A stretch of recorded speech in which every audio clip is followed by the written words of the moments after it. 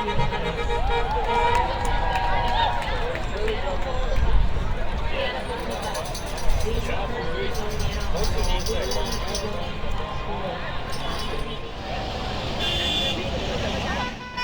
a good turnout of a bunch of people standing up against medical tyranny and oppression, man. Enough is enough. Hundreds and hundreds of people. No idea how many. I didn't bring my ticker.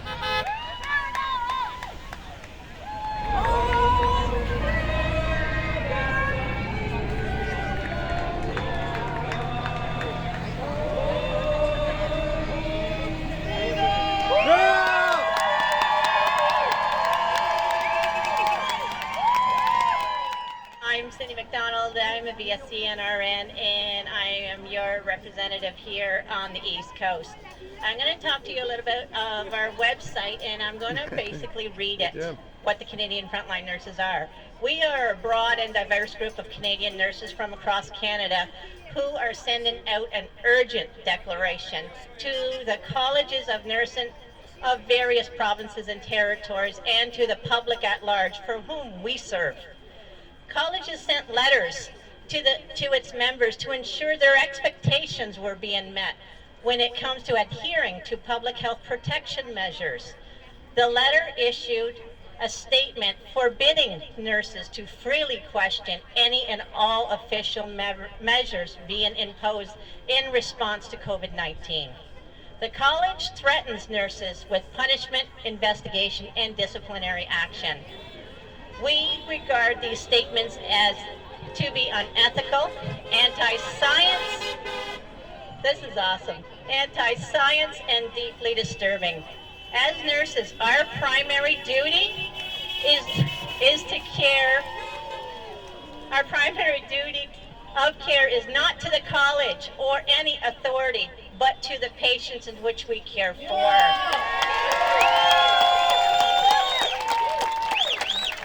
When we became nurses, we made a personal promise to ourselves to always put our patients first, and that our ethical and professional duty is always first towards our patients under our care. We have a moral and ethical duty to follow the 4 ethical principles of benevolence, non-maleficence, justice, and autonomy, which supersedes all policies made. The colleges ordered us to violate our own duty and pledge to our patients in the following ways. Number 1, denial of scientific method itself. The colleges are ordering nurses to put aside the scientific method and do not debate or question the processes and conclusion of science. We nurses know and continue to believe that throughout history, opposing views, vigorous debates, and openness to new ideas has been the bedrock of scientific process. Any major advance in science has been arrived by being allowed to question the official narrative and following a different path in the pursuit of truth. Number 2, violation of our code of conducts. By ordering us not to debate and not to question, the colleges are also asking us to violate our own code of conduct. This code of conduct was put in place to protect the public and covers 6 main principles. Nurses respect the dignity of patients and treat them as individuals. Nurses work together to promote patient well-being. Nurses maintain patients' trust by providing safe, competent care. Nurses work respectfully with colleges to best meet patients' needs. Nurses act with integrity to maintain patient trust. Nurses maintain public confidence in the nursing profession. Thanks. As nurses, being allowed to question and have an open debate allows us to advocate for our patients' individual care needs. by stifling nurses with this only gives our patients limited or no care options, therefore removing medical freedom. These principles and statements defy the values and principles nurses use to fulfill their professional obligations. The college orders nurses to not discuss or communicate with the public any measures currently in place. This prevents nurses from being the leaders we are called to be. As per college guidelines, quote, all nurses, regardless of role or title, are leaders. Nurses lead every single day in all practice settings. Nurses lead when they advocate for patients. From advocating for a patient's specific care goals to speaking up for vulnerable patients who may be in danger, nurses look out for their patients. Identifying risks in patient safety. Nurses put patients first, even when it's challenging to do so. Advocating for quality practice settings. Nurses work as a team to create policy changes when necessary to support safe patient care. Sharing their knowledge. Nurses collaborate with other care providers, including students and those who are new to the profession or practice setting. Let's go to 3. Violation of duty of informed consent. This is under the college still. The colleges are also ordering nurses to violate their own sacred duty of informed consent, which is a process by which the patient public is fully informed of the risks, the benefits, and any alternatives to the treatment or interventions before consent is given. As per colleges, nurses have an ethical and legal obligation for obtaining consent. At this time, nurses are not meeting their obligations.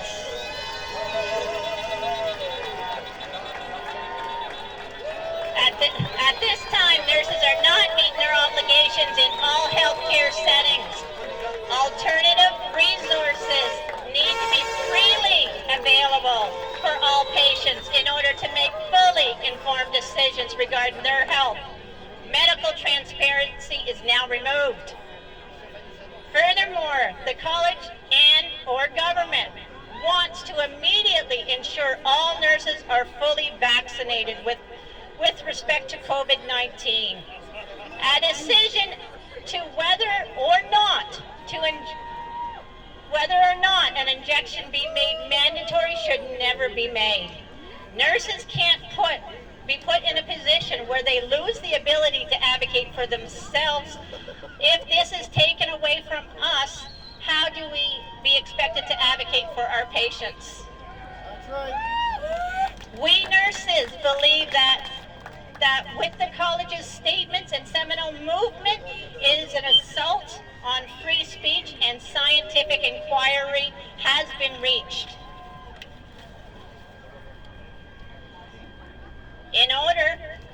By ordering nurses to be silent and follow only one narrative or else face discipline and censure, the college are asking us to violate our conscience, our professional ethics, and the scientific pursuit of truth.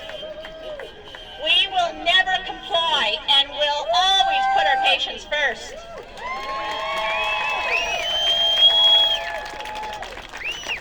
The colleges must immediately withdraw and rescind its statements. We also give notice to other Canadian and international license authorities for nurses and all professionals that the stifling of scientific inquiry and any order to violate our conscience and professional pledge to our patients itself may constitute crimes against humanity. As stated by colleges, quote, patient safety is a collective of responsibility. As nursing regulator, we share responsibility for keeping patients safe. We need to help you do so, unquote. We know we now need your help. We encourage citizens to also hold colleges accountable to do their job and to keep you safe by allowing freedom of speech, informed consent, medical freedom, and transparency. We are your Canadian nurses, taking a stand for you. Would you take a stand for us?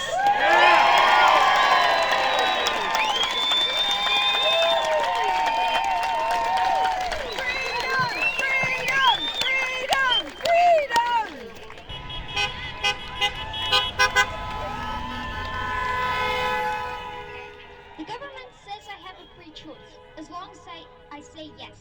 When I say no, I can't get free ice cream. I will be punished. I can't play hockey or any other sports. I can't hang out with my friends. I don't know what you would call that, but in the Hardy Boys books, which I like to read, that's called blackmail. And blackmail is illegal.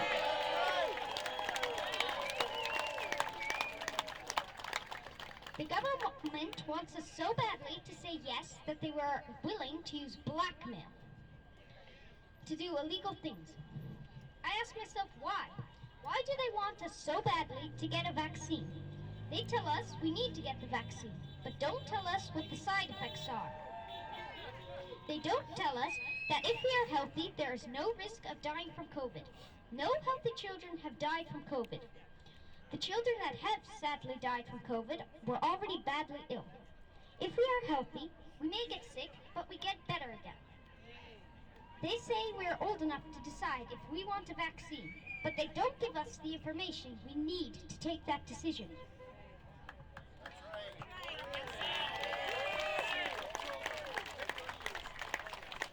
The thing is, they never listened to us kids during the last year and a half.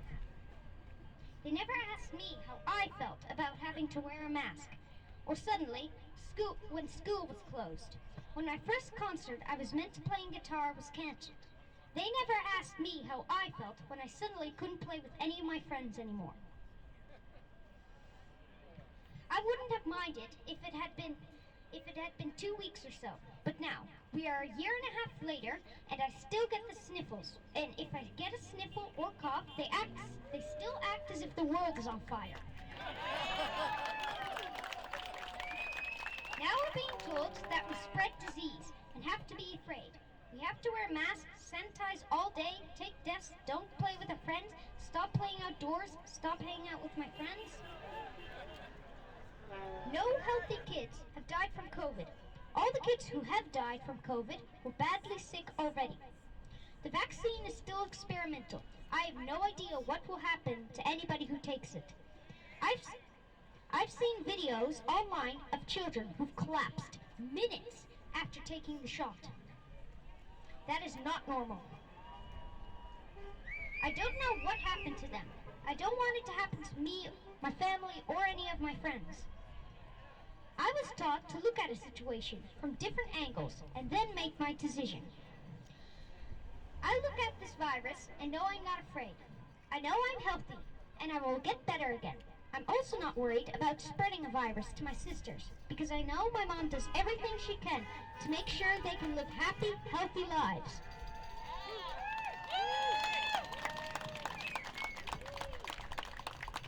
But I am worried about a vaccine that is pushed on us so badly that the government is willing to use blackmail just so we say yes. I'm going to say no.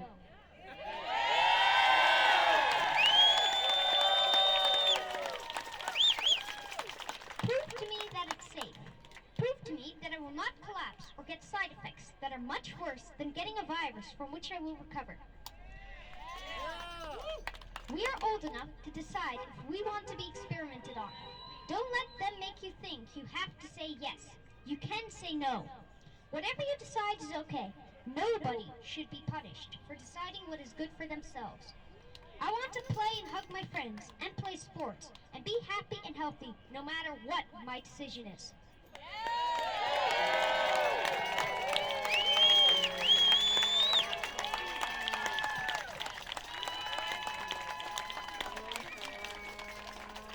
Olaf is 12 years old. I think he'd make a better prime minister than Justin Trudeau.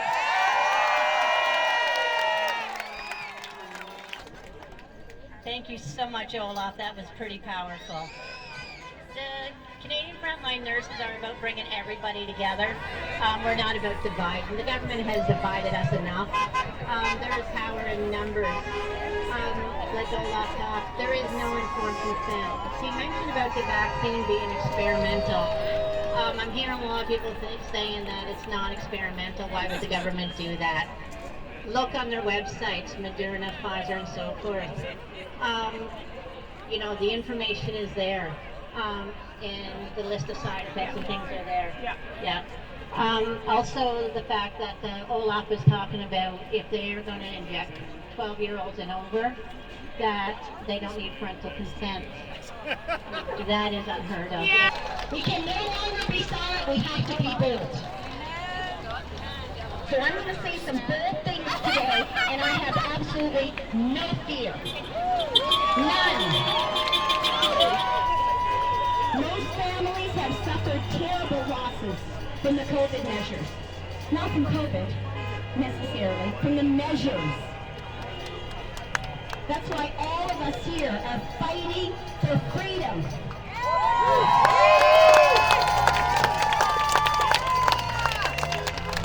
And we're fighting for freedom in all its sovereign forms. Freedom of choice. We're fighting for freedom from oppression and coercion.